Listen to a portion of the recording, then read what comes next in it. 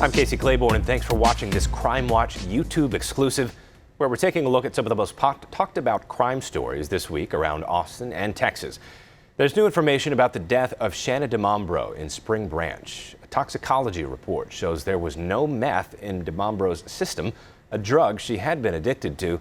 Fox 7 Austin's Shannon Ryan has details as the young woman's family asks what really happened. The parents of a Spring Branch woman found dead near her home say they have questions about how their daughter died after speaking with the Comal County Sheriff's Office about her toxicology report. Shanna DeMambro's husband, Chris Santos, reported her missing from their Spring Branch RV on July 19th, telling Fox 7 Austin she struggled with depression and addiction. Yeah, it was a long time ago, but she battled some spiritual warfare stuff. 10 days later, her body was found just a few hundred yards from the couple's home on a private ranch. At the same time, investigators said they didn't think she was murdered based on preliminary autopsy results. According to DeMambro's father, Brian, a new toxicology report shows there were no traces of meth or other, quote, hard narcotics in her tissue. He wrote Shanna was a recovering meth addict and had been off of meth for 10 years. Meth is a hideous drug where only 3 to 5% of addicts ever kick the drug. It is insidious, and I have always been so proud of Shanna's recovery from that addiction, and even more so now knowing that she did not fall. He says higher than normal levels of diphenhydramine, a drug found in Benadryl and NyQuil, were detected. He thinks she may have been taking the drug for night terrors. Caught on camera, someone throwing a large rock at a person's front door in South Austin. The homeowner tells us this is not the first time they've had issues ever since a homeless camp popped up nearby.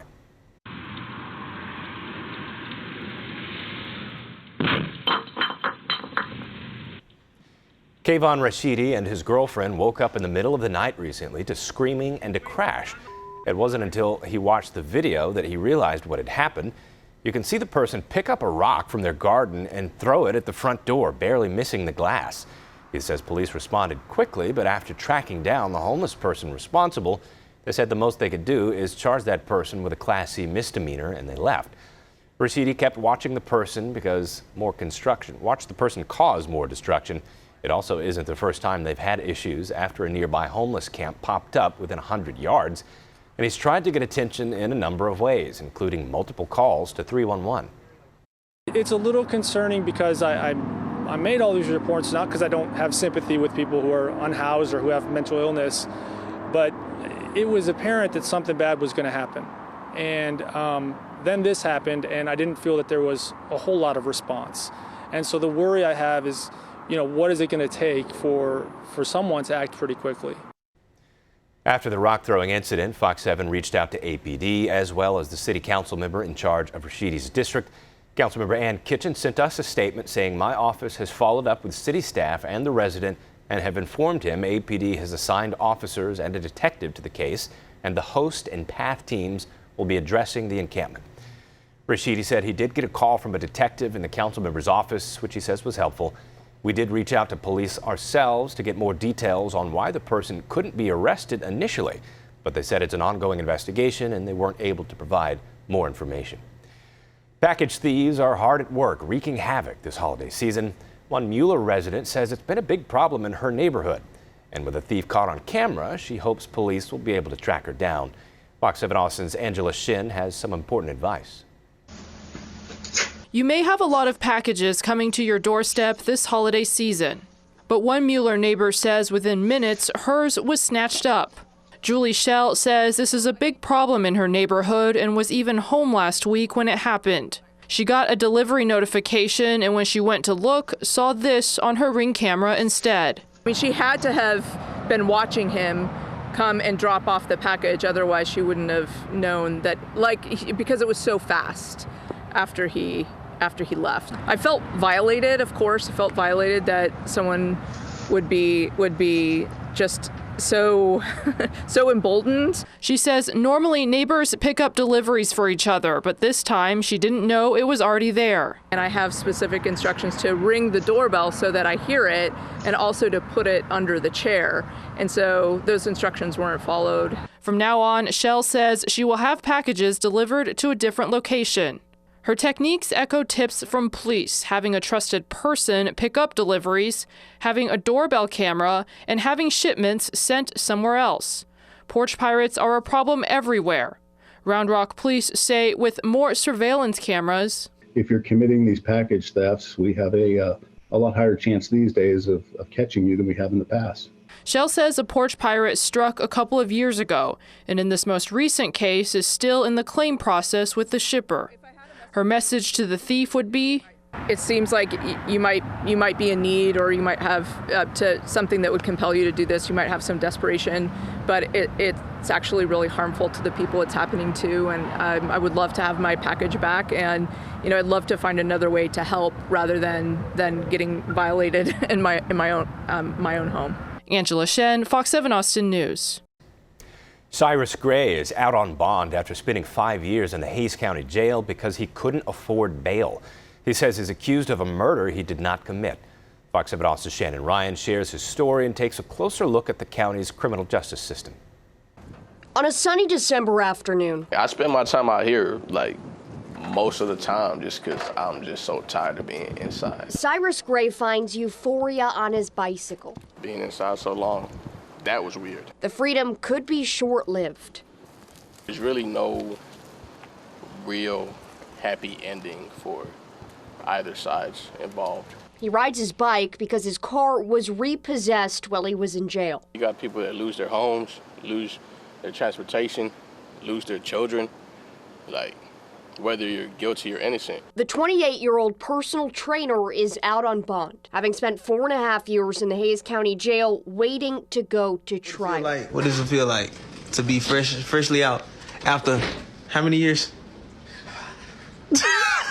It's always going to affect my level of employment. It's always going to affect how officers deal with me in the event that I'm ever pulled over or my license plates ever ran. 83% of the jail's current population is held pre-trial, with nearly 18% held for more than a year. You have to prove your innocence when it should be the other way around. Gray's accused of killing Texas State student Justin Gage in 2015. I had no knowledge of who Justin Gage was until almost 2 years in to my incarceration. This summer, Gray fought the capital murder charge in what was declared a mistrial. The case will likely be tried again. A juror wrote for the Texas Observer it appeared this man might now be convicted without evidence, and no one in the courtroom seemed alarmed.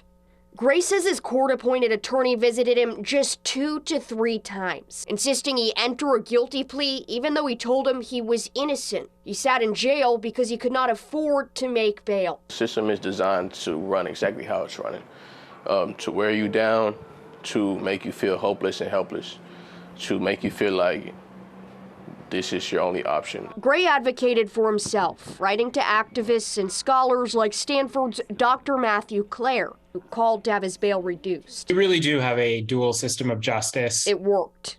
He was released on November 9th.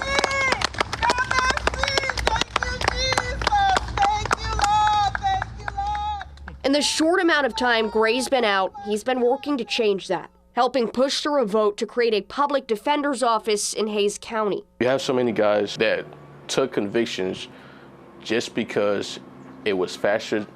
It would be faster to get home if I take this prison sentence than it would be to sit here and fight my case, because I don't have the financial capacity to afford a bond or to afford an attorney that could really expedite this case and defend me properly. Shannon Ryan, Fox 7 Crime Watch.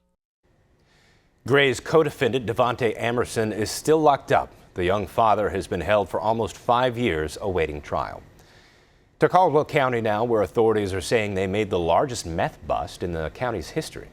The Caldwell County Sheriff's Office, in conjunction with other law enforcement agencies, recently performed a search operation on a rural home. They found just under 300 pounds of meth, 75 liters of liquid meth, 8 kilos of marijuana, a huge amount of cash, and multiple firearms, one of which was stolen out of Williamson County. One unidentified suspect was arrested and is facing federal drug charges. And finally, jugging cases around Texas are still on the rise. Most victims are followed from a bank or business. Fox's Darlene Janik-Fayers has the one thing you need to know to keep it from happening to you. In the video, the Victim is followed by the suspects. It's a white Jeep Cherokee.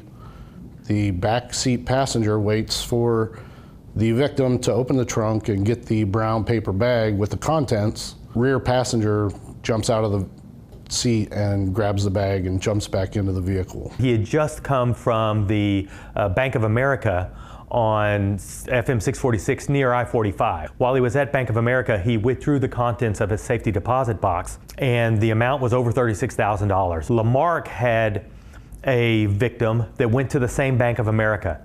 He drove all the way to his house in Lamarck, got out of his vehicle, went inside.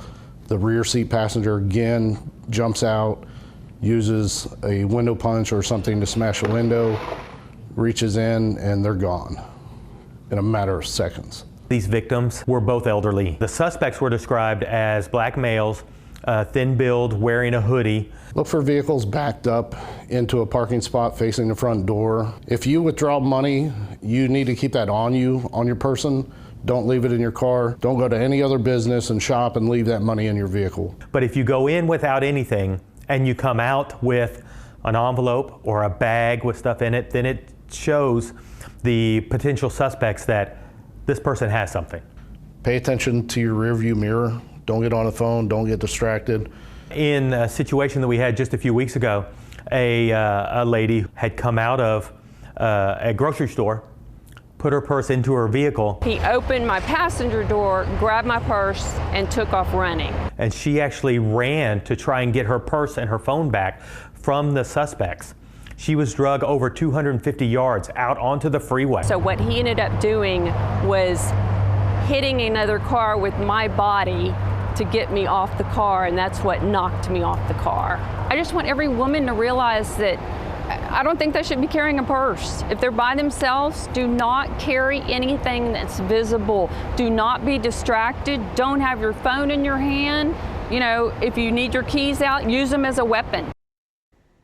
Thanks for watching this Fox 7 Austin Crime Watch. Our exclusive Crime Watch stories run each Monday on Fox 7 Austin News at 9.